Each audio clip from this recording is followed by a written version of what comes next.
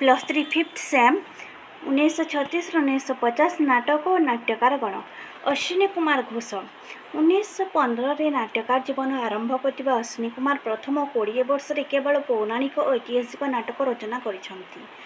1936 मसीहा पर से अधिक सामाजिक नाटक रचना करिसेंती। हिंदू रमणी 1937 यह प्रथम सामाजिक नाटक अश्विनी कुमार घोषଙ୍କର।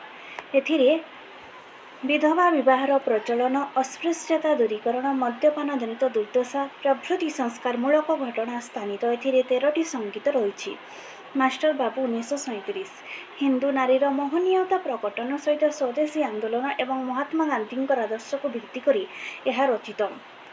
नाटक सुरेश नामक जड़े युवक विपदग्रस्त जड़े बारंगना को उद्धार करिथिबारु ता भाई मास्टर बाबू ताकू घर बाहर कर देछि।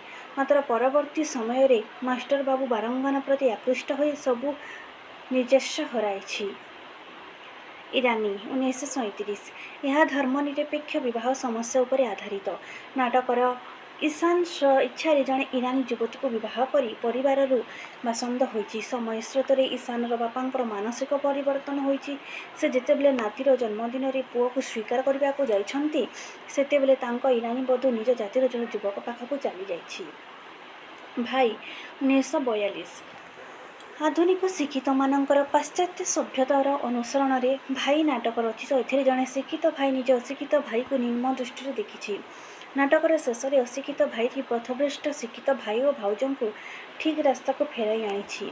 श्री लोकनाथ 1946 एथिरे श्री लोकनाथंकर महात्म्य वर्णित। सर्पदर्शन रे नास्तिक शिवनाथंकर पुत्रर मृत्यु और लोकनाथंकर कृपा पुनर्जीवन लाभ होछि नाटकर कथावस्तु।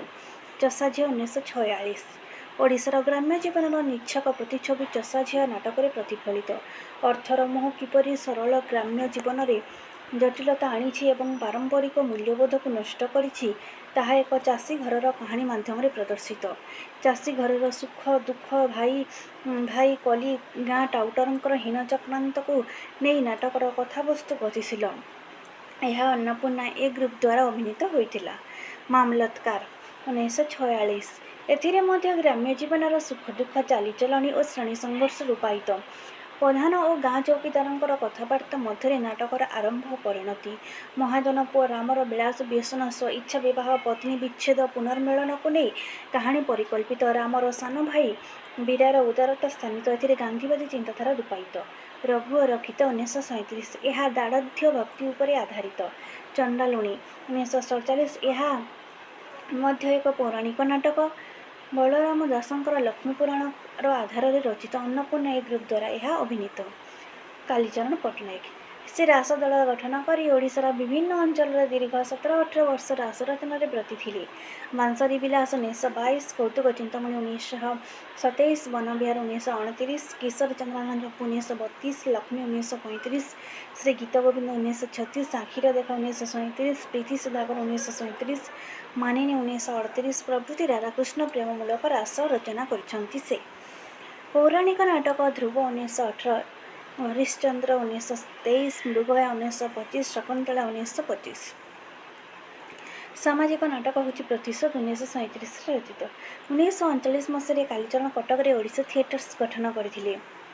1941 मसीह ओडिशा थिएटर्स गर्ल्स स्कूल नाटक अभिनीत होइतिला।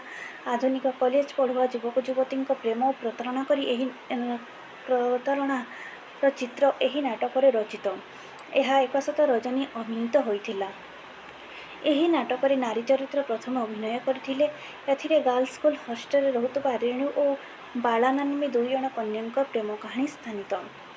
परिवर्तन राजकिशोर यार चरित्र होचंती राजकिशोर उषा एवं गोपाल। नायक गोपाल चरित्रर परिवर्तन चित्र दि जाइछि। गरीब गोपालिया समयक्रमे धनी गोपाल बाबू परिणत होइछि। समय चक्र खलनायक राजकिशोर चक्रांत से पूर्व अवस्था को फेरी आसी। नाटक शेष में खलनायकर पतन होइछि। चुंबन 1942 यार चरित्र होचंती मदन।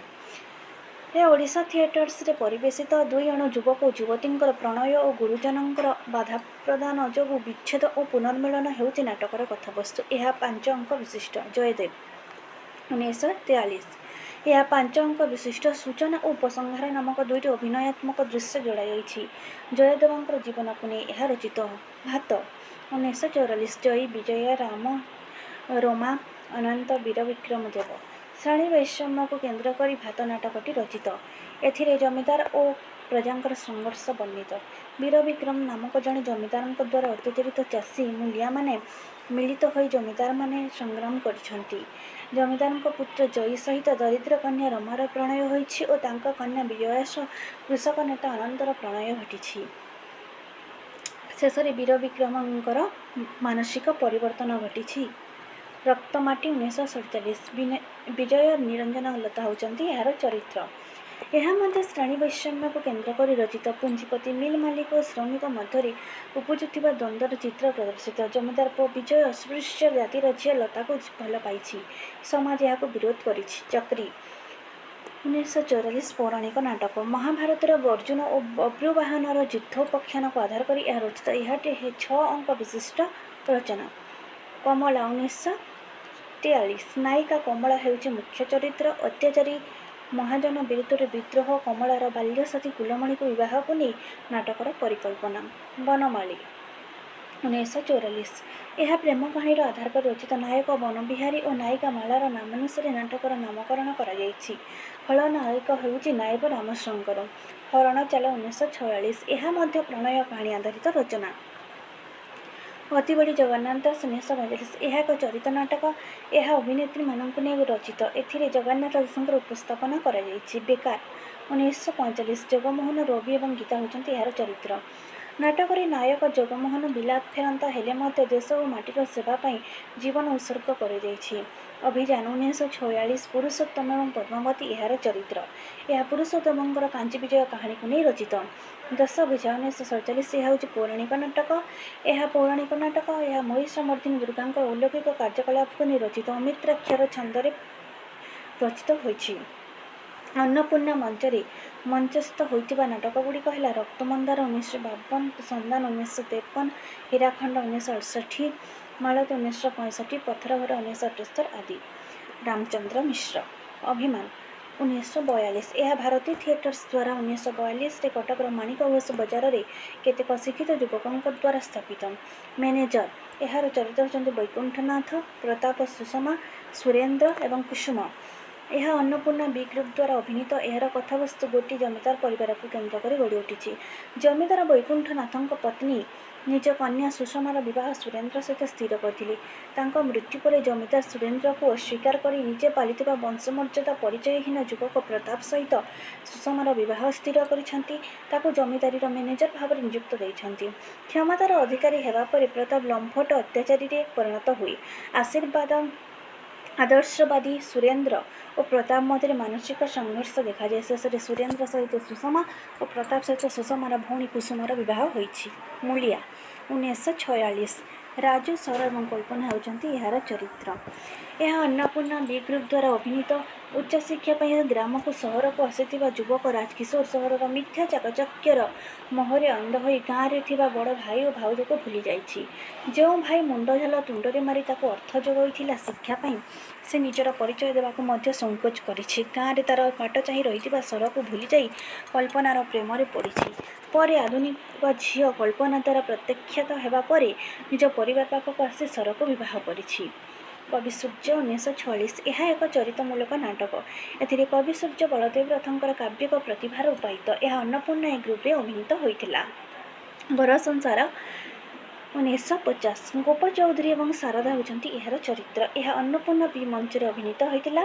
ଏଥିରେ ନାଟ୍ୟକାର ନଗର ଓ ପଲ୍ଲୀ ସଭ୍ୟତାର ସଂଘର୍ଷକୁ ଏକ ପାରିବାରିକ କାହାଣୀ ମାଧ୍ୟମରେ ଦର୍ଶାଇଛନ୍ତି। ଗୋଟିଏ ପରିବାରର ଦୁଇଜଣ ବୋହୂ ଶାରଦା ଅନିମା। ଶାରଦା ଅଳ୍ପଶିକ୍ଷିତ ଗାଁ ଝିଅ। ଚୌଧୁରୀ ପରିବାରର ଶତ୍ରୁ ପରିବାରର କନ୍ୟା। କିନ୍ତୁ ଅନିମା ହେଉଛି ବଡ଼ ଘରର ଝିଅ। ଶାରଦାକୁ ଶାଶୁଘର ଲୋକ ହତଦାର କରୁଥିଲେ, ମାତ୍ର ଶେଷରେ ସେ ଆଦର୍ଶ ବୋହୂ ହୋଇପାରିଛି ଏବଂ ସାନ ବୋହୂ ଅନିମା ଉଚ୍ଚଶିକ୍ଷିତା ଉଦ୍ଧତା ତଦ୍ୱାରା ପରିବାରରେ ଝଡ଼ ସୃଷ୍ଟି ହୋଇଛି। ଏଥିରେ ଶାରଦା ଏକ ଆଦର୍ଶ ସ୍ଥାନୀୟ ଚରିତ୍ର ଏବଂ ସେ ଅନିମାକୁ ଭଲ ବାଟକୁ ଆଣିଛି।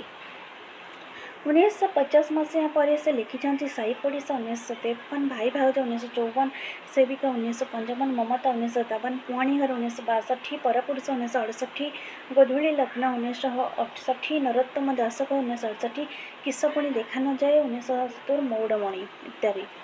ଭଞ୍ଜକିଶୋର ପଟ୍ଟନାୟକ। ଝଡ଼ରାତି 1939, ପ୍ରେମପୁଷ୍ପ 1940, ପରିଣତି 1943, ଅଦୃଷ୍ଟଚକ୍ର 1944, ଦେବୀ 1945। ନାଟକ ଅନ୍ନପୂର୍ଣ୍ଣ ବି ଗ୍ରୁପରେ ମଞ୍ଚରେ ଅଭିନୀତ ହୋଇଥିଲା। ଏକ ତ୍ରିକୋଣୀୟ ପ୍ରେମ କାହାଣୀକୁ କେନ୍ଦ୍ର କରି ରଚିତ। ନାୟକ ରମେଶ ଧନୀ ଏବଂ ନାୟିକା ମାଳା ଦରିଦ୍ର ହୋଇଥିବାରୁ ସେମାନଙ୍କ ପ୍ରଣୟରେ ରମେଶର ପିତା ହରିଚରଣ ବାଧା ସୃଷ୍ଟି କରନ୍ତି। ମାଳାର ବାପା ଦୁର୍ଘଟଣାଗ୍ରସ୍ତ ହୋଇଥିବା ସମୟରେ ତାଙ୍କୁ ଚିକିତ୍ସା କରୁଥିବା ଡାକ୍ତର ରମାନାଥ ମାଳା ପ୍ରତି ଆକୃଷ୍ଟ ହୋଇ ବିବାହ ପ୍ରସ୍ତାବ ଦିଅନ୍ତି। ରାଧାନାଥଙ୍କର ପ୍ରସ୍ତାବକୁ ମାଳାର ବାପା ଖୁସିରେ ସ୍ୱୀକାର କରିନେବା ପରେ ରମେଶ ଓ ମାଳା ମଧ୍ୟରେ ଭୁଲ ବୁଝାମଣାର ସୂତ୍ରପାତ ହୁଏ। ଶେଷରେ ନାୟକ ନାୟିକାଙ୍କର ମିଳନ ହୁଏ ଏବଂ ଖଳ ଚରିତ୍ରମାନେ ଧରାପଡ଼ନ୍ତି। ଜୋହର 1946। ଏହା ରାଜନୈତିକ ସମସ୍ୟାକୁ ଆଧାର କରି ରଚିତ। ହିନ୍ଦୁ ଓ ମୁସଲମାନମାନଙ୍କର ବିଭୀଷିକାମୟ ଚିତ୍ର ଏଥିରେ ରୂପାୟିତ। ଏହା ନାୟକର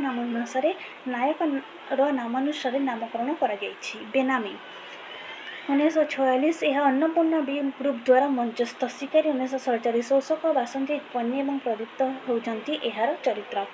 ଏହାର ନାୟକ ଅଶୋକ ଜଣେ କଳାକାର ଯେ ପିତାମାତାଙ୍କର ବାଧ୍ୟବାଧକତାକୁ ଦୂରେଇ ଯିବା ପାଇଁ ଏକ ସାଂସ୍କୃତିକ ସଂସ୍ଥାରେ ଯୋଗ ଦେଇଛି। ବିବାହ ଜଞ୍ଜାଳକୁ ଏଡ଼ାଇବା ଆଶାରେ ସେ ମିଥ୍ୟାର ଆଶ୍ରୟ ନେଇଛି। ସେ ସେହି ଅନୁଷ୍ଠାନର ଅଭିନେତ୍ରୀ ବାସନ୍ତୀକୁ ବିବାହ କରିଛି ବୋଲି କହିଛି। ଅଶୋକ ପିତା ବାସନ୍ତୀକୁ ବୋହୂ ବୋଲି ଭାବି ଗାଁକୁ ନେଇଯାଇଛନ୍ତି। ଏହାପରେ ସାଂସ୍କୃତିକ ଅନୁଷ୍ଠାନର ସମ୍ପାଦକ ପ୍ରଦୀପ୍ତ ଆରମ୍ଭ କରିଛି ନାନା କୁଚକ୍ରାନ୍ତ। ସେ ଅଶୋକର କ୍ଷତି କରିବାକୁ ଚେଷ୍ଟା କରିଛି। ଶେଷରେ ସେ ତୋନି ନାମକ ଯୁବତୀକୁ ହତ୍ୟା କରି ଅଶୋକକୁ ହତ୍ୟା ଅପରାଧରେ ଅଭିଯୁକ୍ତ କରିଛି। ଏଥିରେ ଖଳନାୟକ ପ୍ରଦୀପ୍ତକୁ ଶିକାରୀ ବୋଲି କୁହାଯାଇଛି। ଶେଷରେ ପ୍ରଦୀପ୍ତ ଧରାପଡ଼ିଛି ଏବଂ ବାସନ୍ତୀ ସହିତ ଅଶୋକଙ୍କର ବିବାହ ହୋଇଛି। ତୋଫାନ 1949, ଗରିବ 1949, ଆଲୋକ 1950, ଜୀବନ ଜୁଆ 1950, ମାଣିକଯୋଡ଼ି 1951 ରଚିତ। ପାଞ୍ଚଶୈଳୀ ଅତିଥି 1955, ସାଧବୀର ରଚନା 1951। ସାଧବୀ ଏବଂ ଗୋପୀନାଥ ହେଉଛନ୍ତି ଏହାର ଚରିତ୍ର। ମାଣିକଯୋଡ଼ିର ଚରିତ୍ର ହେଉଛନ୍ତି ପାର୍ଥ ଏବଂ ଶୈଳ। ପହିଲି ରଜ 1956, ବୈରାଗୀର ସାଧନା 1952, ଜୟମାଲ୍ୟ 1952, ବ୍ରଜ ଏବଂ ଶିପ୍ରା ହେଉଛନ୍ତି ଏହାର ଚରିତ୍ର।